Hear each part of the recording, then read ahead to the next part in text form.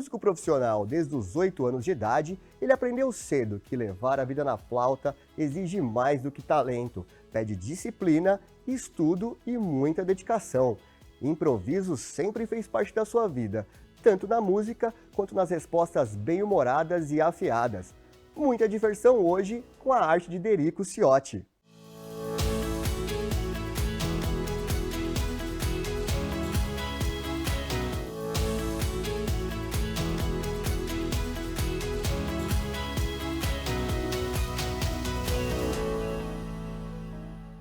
Bom, e o nosso convidado hoje é o Derico Ciotti. Você prefere Derico Ciotti, só Derico? Depende de como as pessoas me veem. Minha mãe é João Frederico. Ah, tá. Pessoas que não me conhecem ou que me conhecem e não sabem o que quer dizer Derico, me chamam de Alberico ou Dorico. Maverick. Então, Maverico. Maverico, tá, não é o carro. Não. E tem um que chegou um dia pra mim, que eu tava fazendo um show em Caxias do Sul.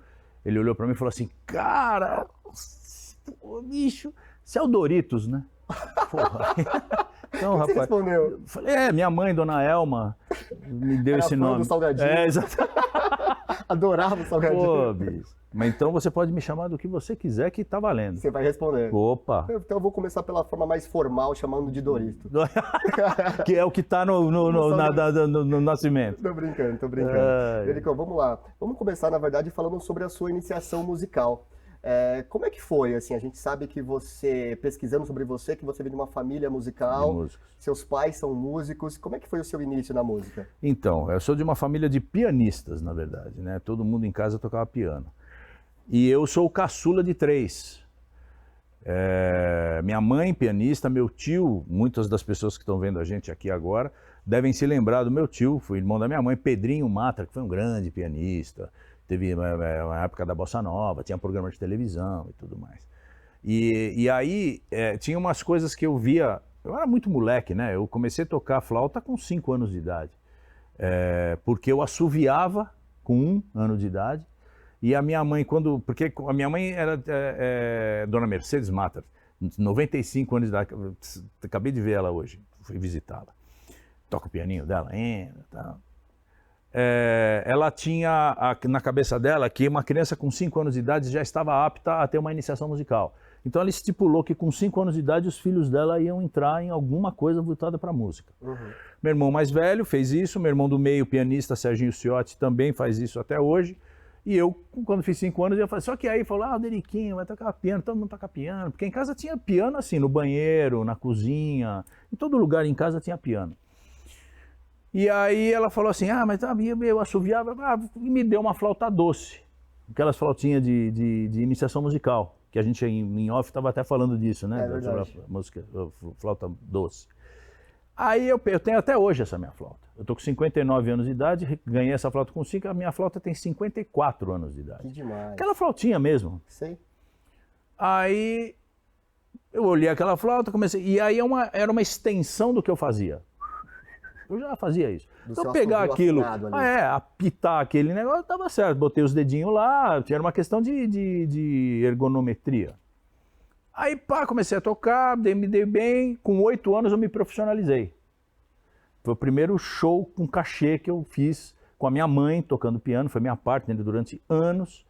Então eu tinha um dueto com ela. E fazia concertos, né? Viajava, tocava música erudita e tudo. Eu nunca ganhei uma mesada do meu pai, né? Meu pai nunca pegou um dinheiro e falou assim, Derico, vai aqui, tá dinheiro pra você tomar um sorvete, pra você comprar um algodão doce. Tá.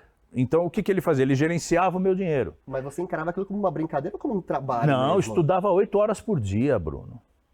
Eu era danado. Além da escola tradicional. Eu fazia escola, esporte, porque eu sempre joguei futebol, né? Muito futebol. É que agora é difícil eu sou que nem o Ronaldo Fenômeno, né? Agora, falar que você jogava bola é difícil. As pessoas não acreditam. Não, você é a bola, né? Mas, na verdade, eu joguei muito futebol, gostava muito de jogar futebol. Era um bom atacante? Era ponta direita. Boa. E tinha tempo de andar de carrinho de rolimã, de brincar na rua, mas eu estudava 8 horas por dia, cara. Teve uma época, assim, quando eu participava de concursos, principalmente, ia dar concertos um pouco mais elite, assim, eram 8 horas por dia. Então, assim, eu encarava como minha profissão, sempre, né?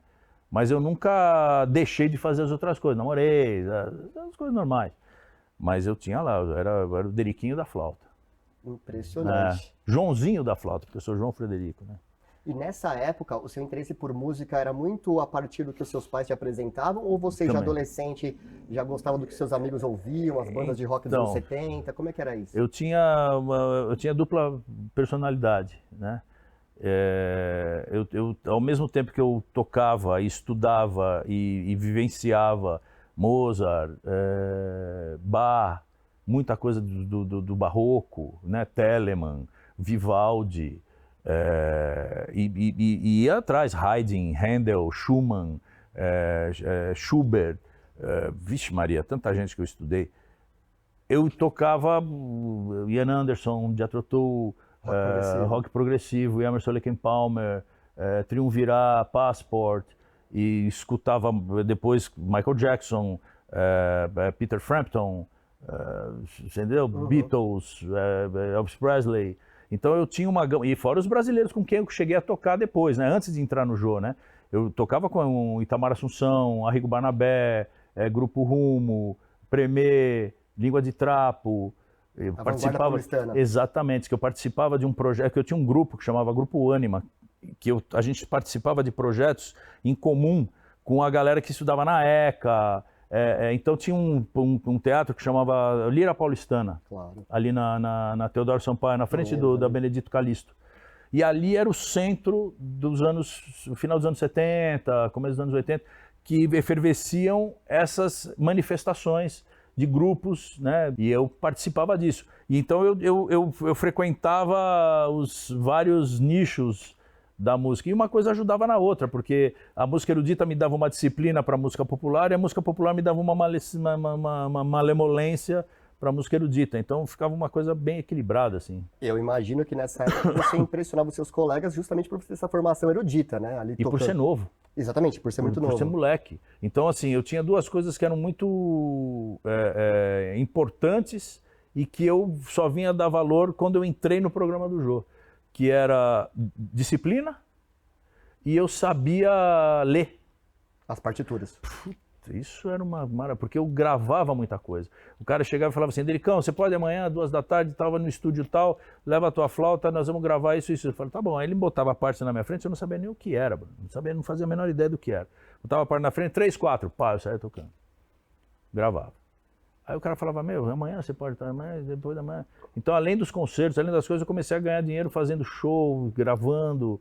Então foi criando uma atmosfera propícia para eu me desenvolver, né? Até o convite que me foi feito para poder fazer parte do programa, né? Aí foi eu me preparei para chegar nessa parte da tal da oportunidade, né? Eu fui criando esse caminho, né?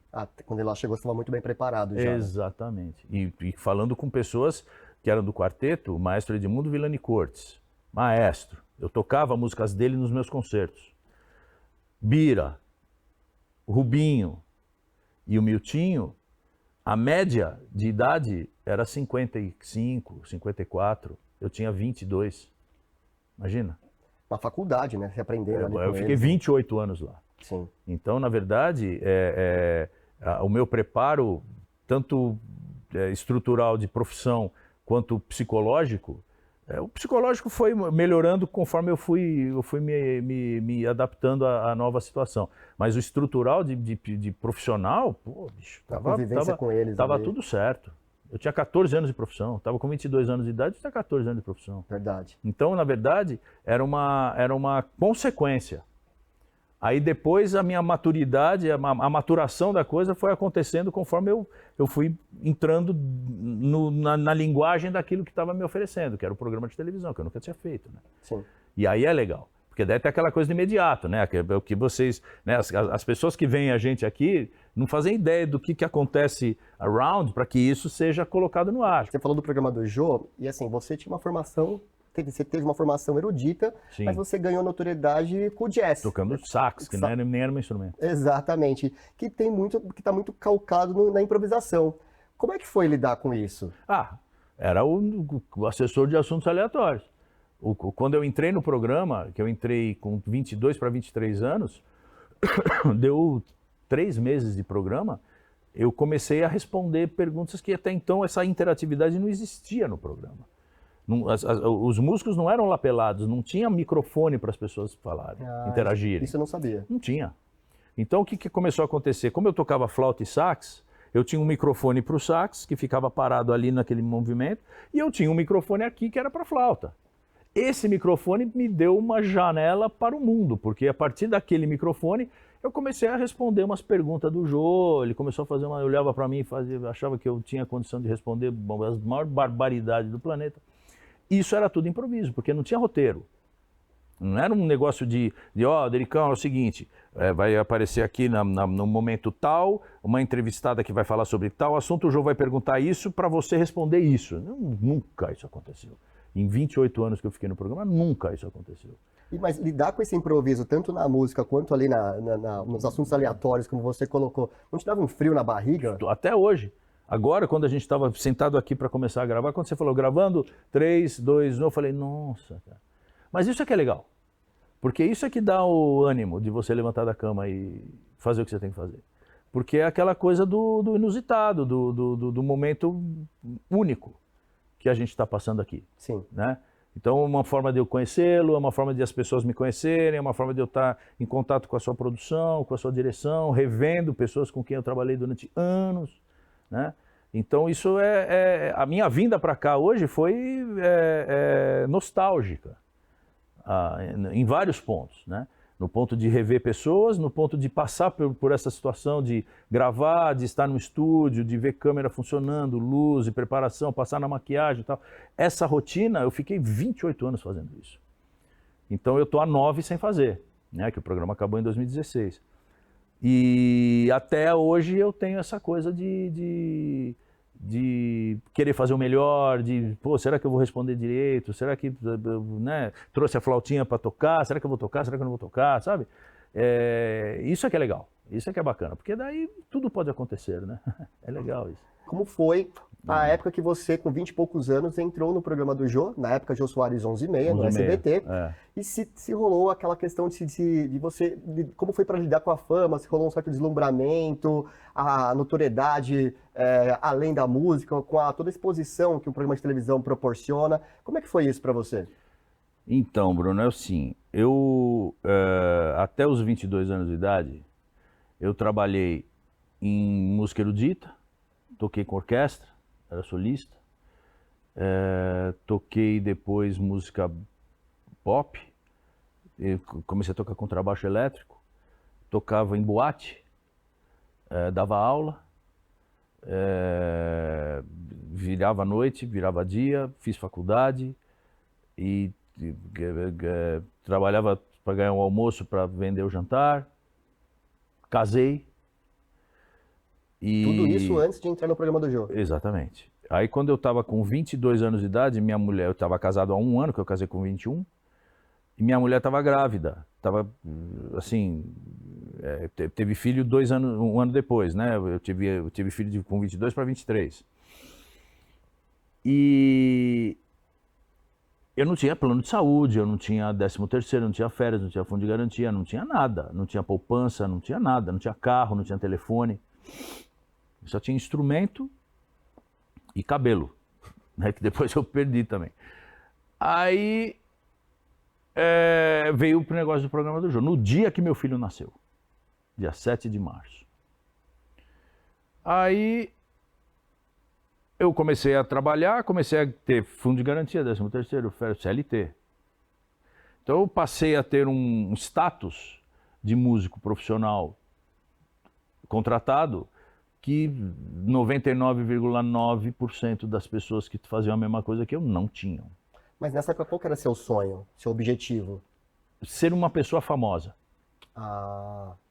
Porque quando eu tinha 13 anos de idade, eu recebi um convite do maestro Eleazar de Carvalho, que chegou para minha mãe e falou assim, Mercedes, eu tinha feito um concerto no Teatro Municipal de São Paulo.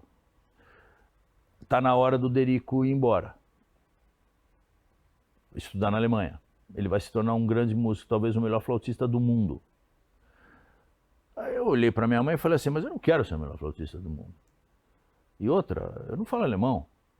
E outra, minha família está toda aqui, meus irmãos estão aqui, meu pai, minha mãe, meus amigos, eu gosto de jogar bola, eu não quero ir embora daqui.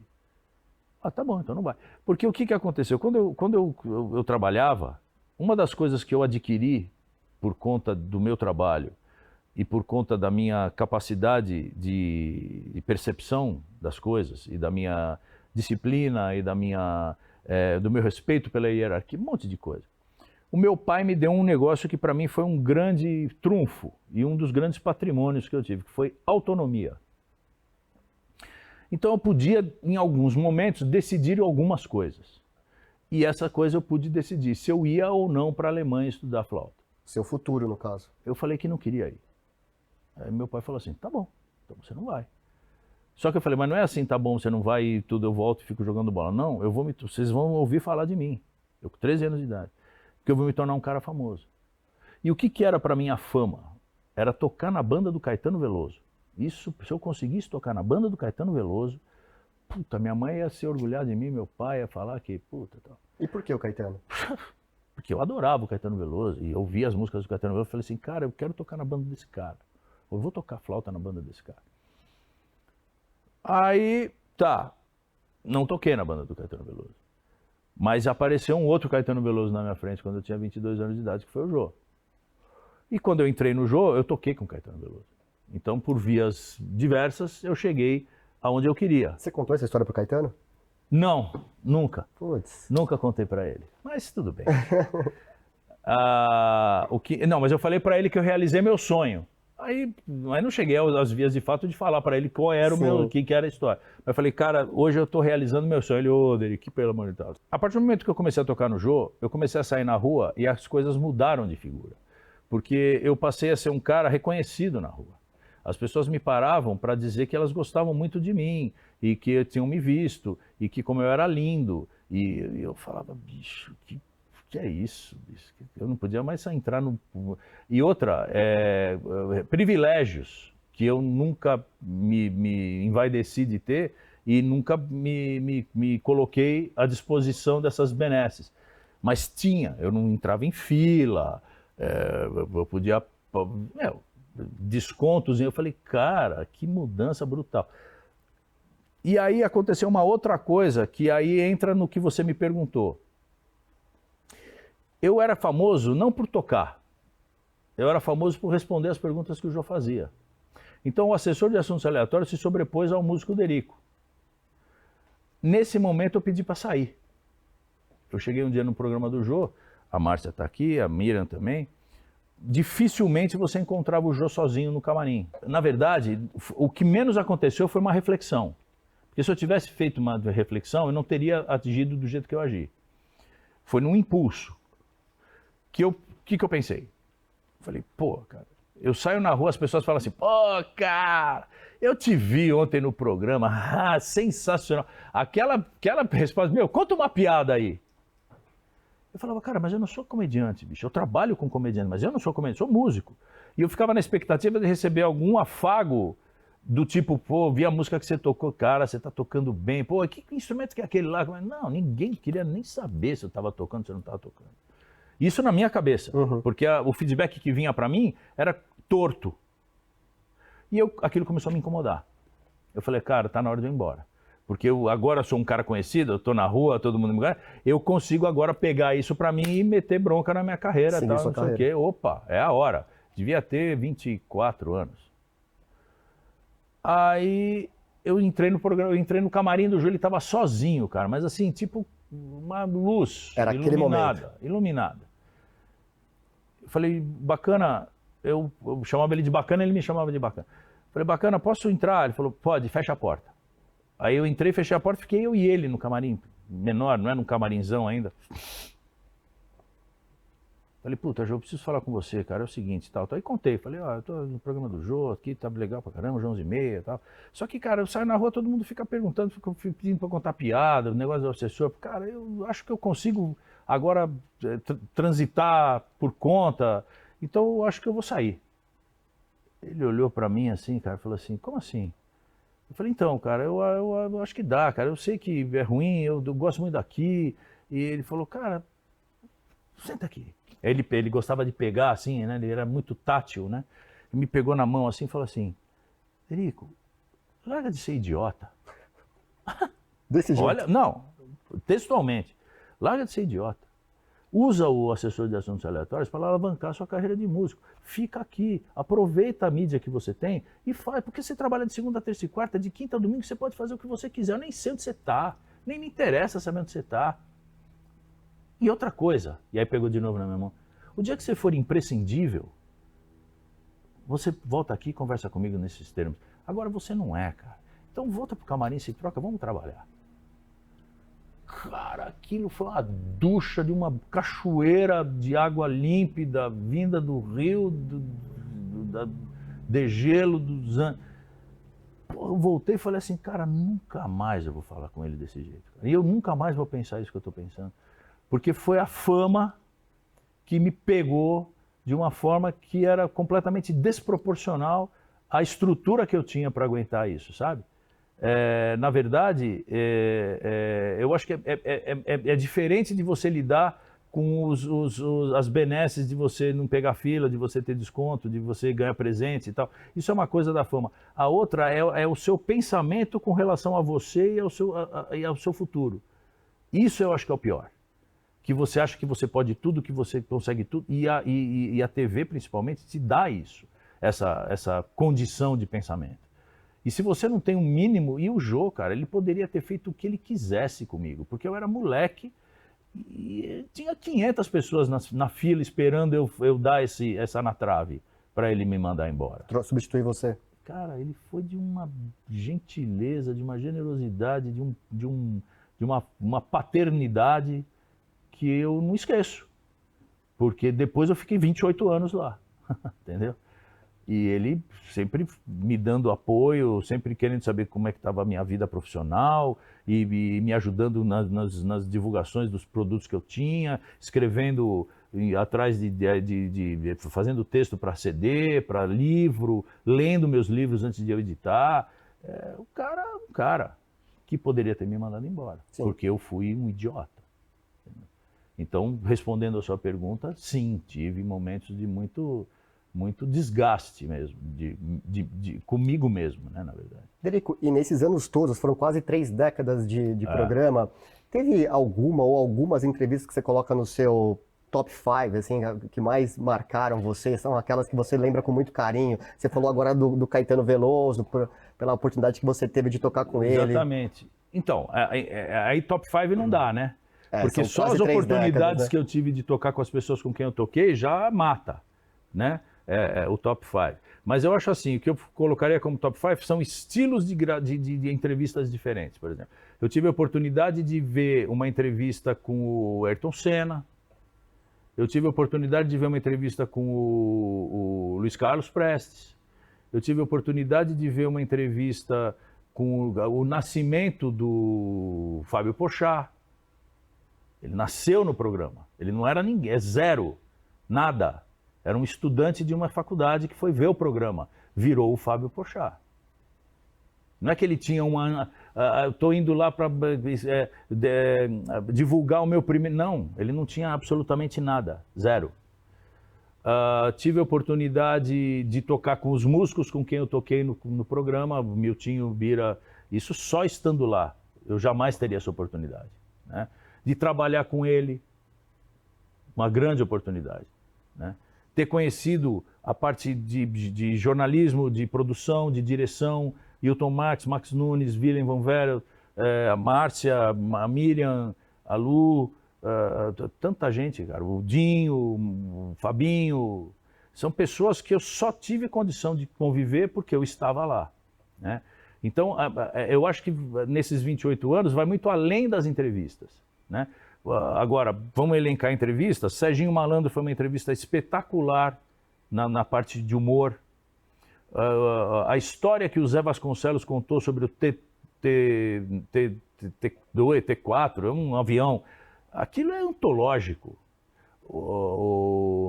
A entrevista que o Jô fez com o Agildo Ribeiro, isso falando só de comediantes, né?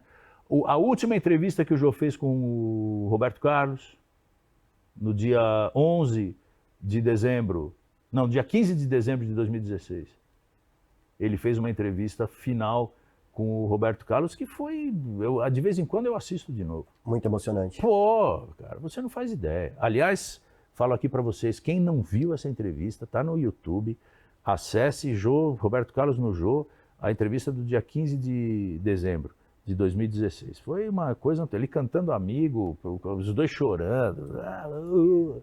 Mas assim, é de emocionar mesmo, sabe? Você via assim Na plateia. cara, tava tipo coisa de cinema paradiso, assim. Então tem várias coisas muito interessantes, outras que são inusitadas, de caras que foram lá, o vereador Gago, a mulher que pintava pássaro, tinha lá um monte de quadros de pássaros, né? A maioria tucanos, né?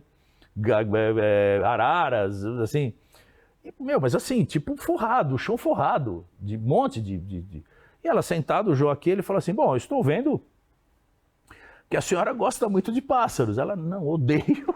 Porra. E o Jô, e todo mundo, bicho. Então, assim, você olha e fala assim, cara, isso não há script que registre uma coisa dessa. Então, são momentos, na verdade, né? Históricos, né? O Collor, na época, né, de 92, tanta coisa que aconteceu lá, as entrevistas que o Ziraldo deu no programa, foi o cara que mais foi no programa.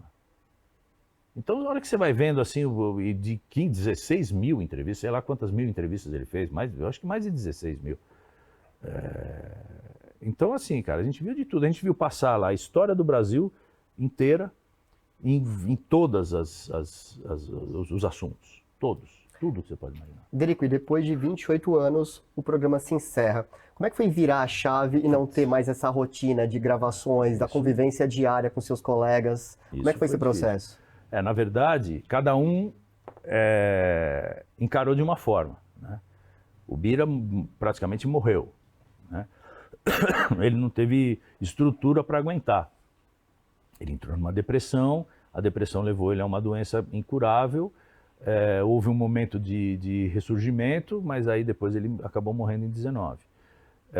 Dizendo que ele não esperava esse final. E aí o que aconteceu? Eu me planejei, mas eu já estava me planejando antes. Eu já tinha lá uma reserva, eu não tinha dívida.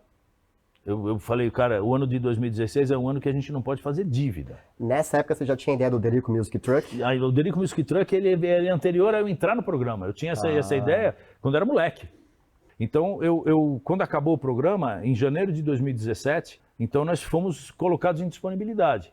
E essa colocação em disponibilidade fez com que a gente realmente fosse demitido, né? Sem justa causa. Então veio uma grana. Sentei com a minha mulher, uma santa esposa, 38 anos que eu estou casado com ela, e falei, olha, estamos com essa grana aqui. Eu invisto em banco ou eu invisto em mim. Ela falou assim, mas por que você não investe em você? Aí eu ressuscitei o projeto do truck, até que eu peguei todo esse dinheiro que eu tinha e investi. Comprei caminhão, comprei o baú, comprei todo o equipamento de som, fiz toda a estrutura e botei ele para rodar. Quando eu botei ele para rodar, deu 19 e entrou a pandemia. Aí eu botei ele 2 anos no estacionamento. E voltei agora, 2023, 22, 23. E como é que tá sendo? Agora tá legal. Agora tá legal. Indo, né? Porque eu dependo muito de parcerias com secretarias de cultura, né? Cidades, né? Porque é uma parceria pública, porque eu toco em praça, em parque, de graça para as pessoas, né? Então eu dependo ou de uma lei de incentivo, né? Que eu tenho alguns projetos, ou da prospecção mesmo de prefeituras, né? Como é que é o repertório? Música instrumental, porque eu não canto, apesar de ser bonito, eu não canto. Pop, eu toco Michael Jackson, Eric Clapton, Supertramp, Beatles, João Bosco, Djavan, Caetano, Choro, Pixinguinha, eu faço de tudo. e chamo o músico local para tocar comigo em cada cidade que eu vou. Pô, que legal. Dou palestra para criança e adolescente em escola pública. Então é um projeto abrangente, assim. Ele é cultura, ele é educação, ele é turismo, ele lida com algumas facções, assim, sociais, né? E a reação do público quando você chega É lá? muito legal, Bruno. Cara, isso é demais, porque a gente vai nessa mesma expectativa do friozinho na barriga, você não sabe o que você vai encontrar. Porque você vai parar o truck numa praça e você monta e acabou. E você vai lá, vai tocar, vai desmontar, vai embora. Mas o projeto não é só isso, porque você rega um jardim ali, né? Você planta uma sementinha ali, né? Então o legal é que as pessoas olham e falam assim, nossa, eu não sabia que essa música dava para tocar desse jeito. E você está tocando evidências do Chitãozinho Chororó. E ela fala assim, nossa, e você estava tocando e eu estava cantando por dentro. Eu falei, então, mas agora canta para fora. Canta com a gente aqui, vamos tocar. E na verdade, é uma desmistificação da música instrumental. O show quer fazer com que as pessoas entendam que a música instrumental é música. Tem uma qualidade, tem uma sonoridade, tem uma excelência, mas ela é pop. E é pública. Você pode tocar a hora onde você quiser, a hora que você quiser. Então eu pego o cara correndo, família passeando, o outro levando cachorro, pessoas na rua, transeuntes, sem teto. E aí, pô, tá todo mundo lá, cara. E aí eu desço para tocar no meio da galera, assim. Aí o cara vem, me abraça, dança junto, aí a criançada fica correndo e tal. É muito plural. É uma coisa muito democrática, assim, na verdade. Porque você atinge todo mundo, né? Branco, preto, amarelo, vermelho, tudo que você pode imaginar. Por 1h30. Então, cara, é muito legal. Dá uma sensação muito boa, né? De você conseguir realizar esse projeto, de você conseguir estar em cidades pequenas, onde esses eventos não vão. As cidades pequenas vão para cidades maiores para pegarem os eventos grandes que estão acontecendo nessas cidades maiores. E não, você leva o evento para a cidade pequena. Então o cara se sente privilegiado, fala assim, nossa, que legal, o cara que vende pipoca vai vender o triplo de pipoca dele, a outra que faz docinho vai vender todos os docinhos que ela fizer. Então você articula um comércio local, você... Movimenta a economia da cidade. Pô, ali, cara, né? é muito legal, é muito legal. E agora, olhando para frente, a consolidar esse projeto, tem outras coisas em mente, novos livros, novos discos? Então, o livro, eu estou fazendo um que chama 28 anos, né? Que eu estou contando essa história que eu estou contando um pouco para você, eu estou relatando em livro. Faz tempo que eu estou fazendo esse livro. E ele é muito demorado mesmo e muito difícil de fazer. Disco? Então, o CD agora eu estou lançando um pendrive de 50 anos de carreira, né? Que eu completei agora. Com toda a minha discografia, tudo que eu já gravei. Então, tem disponível no meu canal do Spotify, mas eu estou fazendo um produto físico para justamente o cara levar, autografar, ter algo físico. Algo físico. A minha produtora está trabalhando muito com essas coisas minhas, e o truck, principalmente. E eu tenho essa coisa do meu projeto de vida, que é poder ter um canal de ação, de comunicação com as pessoas, tipo um programa, ter um espaço para poder fazer um programa. Que aí seria um programa mais voltado para música, itinerante, um projeto bem legal também, mas quem sabe. Derico, muito obrigado pela entrevista, foi um prazerzaço conhecê-lo, depois de ouvir tanto falar sobre você, das minhas colegas, da minha diretora. E assim, vida longa ao truck. Muito obrigado. Tô aqui ansioso para ler o seu livro de memórias depois de 28 anos. E, pô, e tudo mais que vier pela frente. Mas antes de encerrar, você não dava a honra pra gente de fazer uma demonstração do seu talento aí com a flauta? Então eu vou tocar um choro que é de 1919. Tá. Que conta a história de um jogo de futebol entre Brasil e Uruguai. Final da Copa Sul-Americana de Futebol, no Estádio das Laranjeiras, no Rio de Janeiro. O Brasil ganhou de 1-0, foi campeão sul-americano. Esse choro chama-se 1-0, escrito por Pixinguinha, que estava no estádio, viu o jogo e compôs essa música. Então vocês que estão em casa poderão passar por uma experiência de ouvir um jogo de futebol, né? Como ele relata o jogo de futebol. Então, o Diversão e Arte de hoje termina de um jeito muito alto nível aqui, com o Derico tocando esse clássico.